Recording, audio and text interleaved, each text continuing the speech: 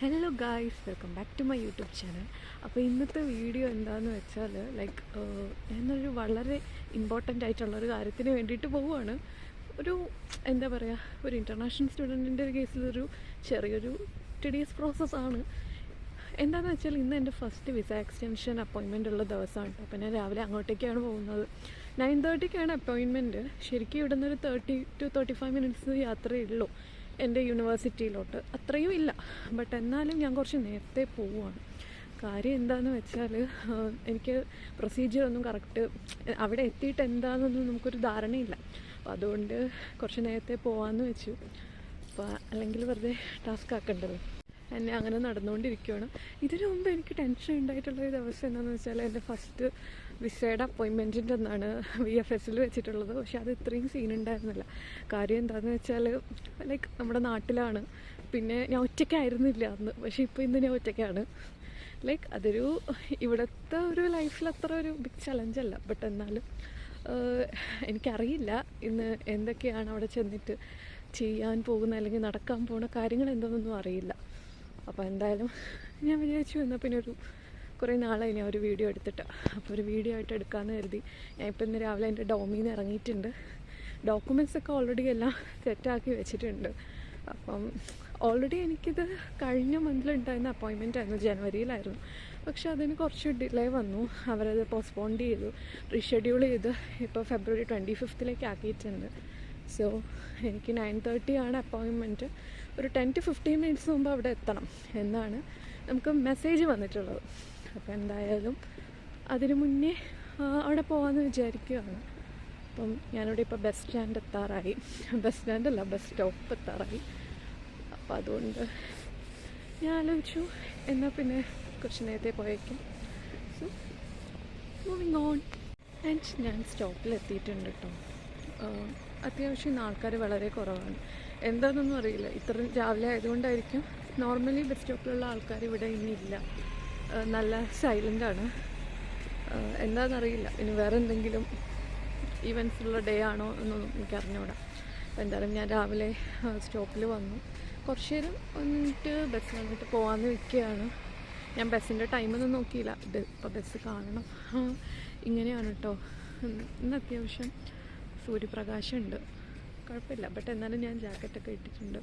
വെറുതെ ഒരു റിസ്ക് എടുക്കണ്ടല്ലോ എന്ന് വിചാരിച്ചു. അപ്പോൾ എന്തായാലും നമുക്ക് നോക്കാം. അങ്ങനെ ഞാൻ ബസ്സിൽ കയറി കേട്ടോ. ഇത് ഓടുകളാണോ എന്ന് എനിക്ക് അറിഞ്ഞോളാം. കാരണം പുറമേ നല്ല വോയിസ് കേൾക്കുന്നുണ്ട്. അത്യാവശ്യം ആൾക്കാർ കുറവാണ്. ബസ് ഇപ്പോൾ വന്നതേ ഉള്ളൂ. ഞാൻ ജസ്റ്റ് കയറി. 8:27 എടുക്കുന്ന ബസ്സാണ്. ഒരു 8:42 ആകുമ്പോൾ അവിടെ എത്തും. 8:40 to 8:50 ആകുമ്പോൾ എത്തും. സോ അങ്ങനെ പോകാമെന്ന് കരുതി. അപ്പോൾ എന്തായാലും നമുക്ക് പോയി നോക്കാം.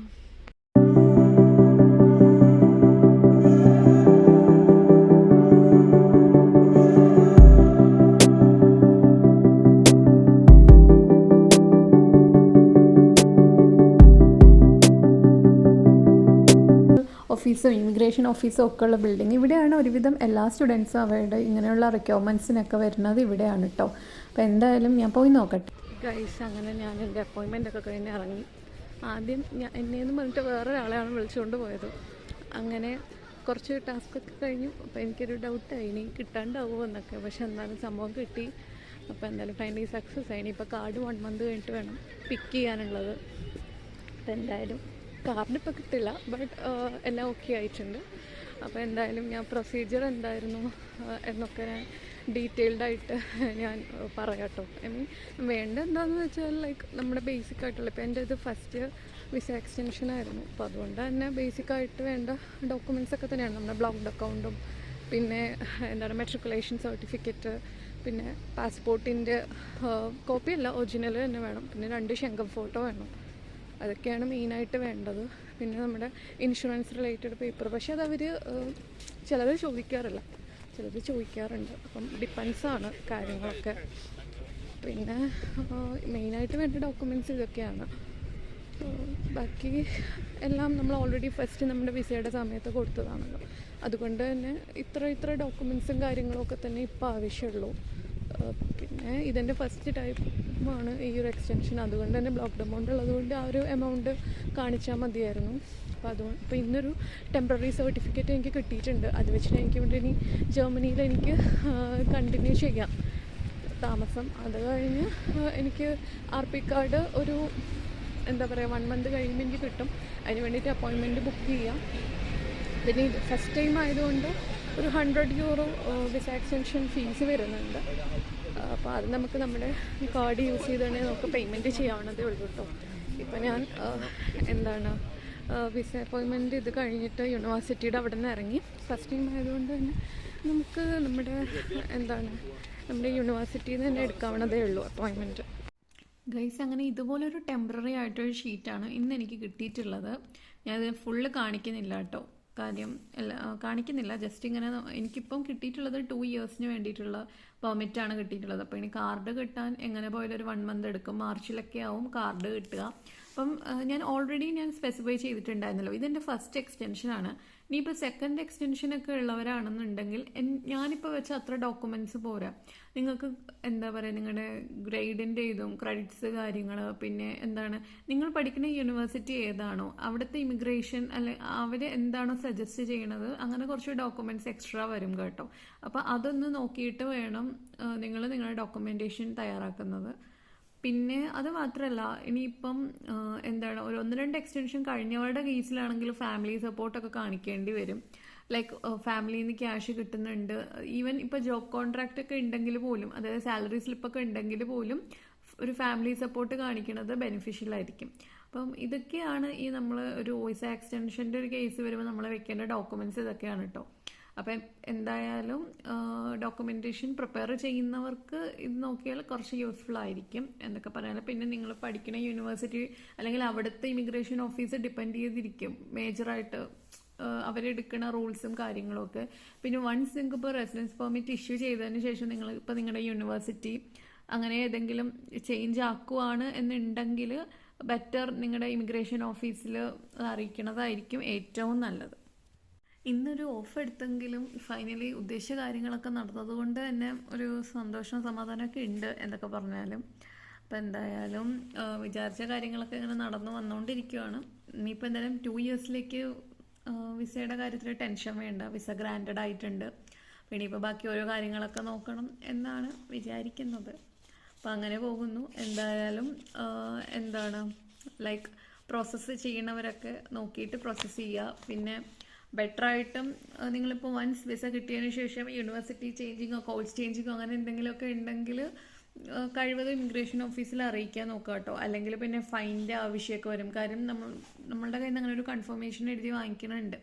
നമ്മൾ ഇമിഗ്രേഷൻ ഓഫീസിന് ഇൻഫോം ചെയ്തില്ലെങ്കിൽ നമ്മൾ നിയർലി ഒരു €1000 ഒക്കെ അങ്ങനെ ഫൈൻ കൊടുക്കേണ്ടി വരും. അപ്പോൾ അതുകൊണ്ട് ഇറ്റ്സ് ബെറ്റർ ലൈക്ക് നേരത്തെ ഇൻഫോം ചെയ്യണത് കുറച്ചും കൂടെ നന്നായിരിക്കും. അപ്പോൾ ഇതൊക്കെയാണ് എന്തായാലും എൻ്റെ ഒരു ഓവറോൾ എക്സ്പീരിയൻസ് എന്ന് പറയുന്നത്. ആദ്യം എനിക്ക് കഴിഞ്ഞ മന്തിലായിരുന്നു ഞാൻ സ്റ്റാർട്ടിങ്ങിൽ പറഞ്ഞിട്ടുണ്ടായിരുന്നില്ല. അപ്പോൾ അതിങ്ങനെ റീഷെഡ്യൂളായി വന്നതാണ്. അപ്പോൾ അതുകൊണ്ട് തന്നെ ചെറിയൊരു ടെൻഷൻ ഉണ്ട്, ഇനി ഇന്ന് നടക്കാണ്ടാവുമോ. ബിക്കോസ് 28th വരെ എൻ്റെ നിലവിലുള്ള വിസയ്ക്ക് വാലിഡിറ്റി ഉള്ളൂ. അത് കഴിഞ്ഞാൽ പിന്നെ വിസ ഇല്ലെങ്കിൽ ലൈക്ക് ഇവിടെ നിന്ന് പിന്നെ വിസ ഇല്ലാണ്ട് നിന്നു എന്നുള്ളൊരു പ്രശ്നത്തിന് അതിനും കൂടെ ഫൈൻ കൊടുക്കേണ്ടി വരും. അതുകൊണ്ട് തന്നെ ഒരു ചെറിയൊരു ഡൗട്ട് ഉണ്ടായിരുന്നു. പിന്നെ വർക്കിന് അത് ബുദ്ധിമുട്ടാവും. അപ്പം അങ്ങനെയൊക്കെ ആലോചിച്ചപ്പം ഒരു ചെറിയ ടെൻഷൻ ഉണ്ടായിരുന്നു. പക്ഷെ എന്തായാലും ഇപ്പം ടെമ്പററി ആയിട്ടുള്ളൊരിതായി. ഇനിയിപ്പോൾ കാർഡ് വരും 1 മന്ത് വരെ, 1 മന്ത് എടുക്കും ടൈം. അങ്ങനെയാണ് ഇവിടെ നിന്ന് ഓഫീസിൽ ചോദിച്ചപ്പോൾ പറഞ്ഞത്. അപ്പോൾ എന്തായാലും എനിവേ സന്തോഷമുണ്ട്. കാര്യങ്ങളൊക്കെ വിചാരിച്ച പോലെ എല്ലാം നടക്കുന്നുണ്ട്. അപ്പോൾ ഇതൊക്കെയാണ് മെയിനായിട്ടുള്ള കാര്യങ്ങൾ. എന്തായാലും ഇനി ഇതുപോലെ റിലേറ്റഡ് ആയിട്ടുള്ള എന്തെങ്കിലും ഒരു വീഡിയോ ആയിട്ട് ഞാൻ ഇനിയും വരേണ്ടതായിരിക്കും.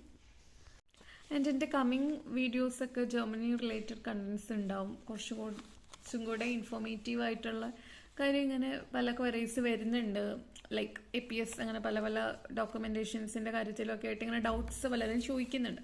അപ്പോൾ അതുകൊണ്ടൊക്കെ തന്നെ എന്തായാലും അത് റിലേറ്റ് ചെയ്തിട്ടൊക്കെ കുറച്ച് വീഡിയോസ് ചെയ്യണമെന്ന് വിചാരിക്കുന്നുണ്ട്. ഇപ്പോൾ പിന്നെ എക്സാംസും കാര്യങ്ങളും ഒക്കെ ആയിട്ട് കുറച്ച് തിരക്കിലായിപ്പോയി. അപ്പോൾ അതുകൊണ്ടൊക്കെ തന്നെ എനിക്ക് വീഡിയോ ഒന്നും എടുക്കാനോ ഒന്നും ടൈം കിട്ടിയില്ല. എനിക്ക് തോന്നുന്നു നിയർലി 1 മന്ത് ആയിട്ടുണ്ടാവും ഞാൻ ഒരു ലോങ് വീഡിയോ അപ്ലോഡ് ചെയ്തിട്ട്.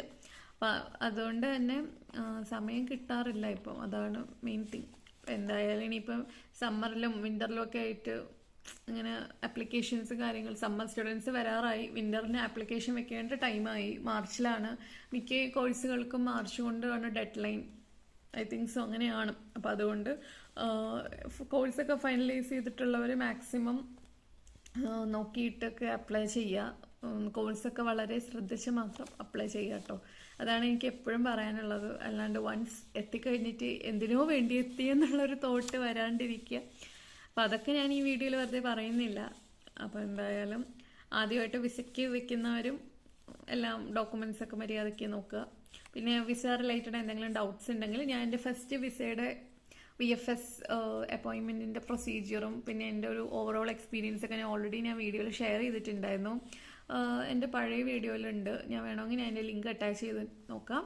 കണ്ടിട്ടില്ലാത്തവർക്ക് കണ്ടു നോക്കാം. എന്തെങ്കിലും ഡൗട്ട്സ് ഉണ്ടെങ്കിൽ do comment. So tata bye bye.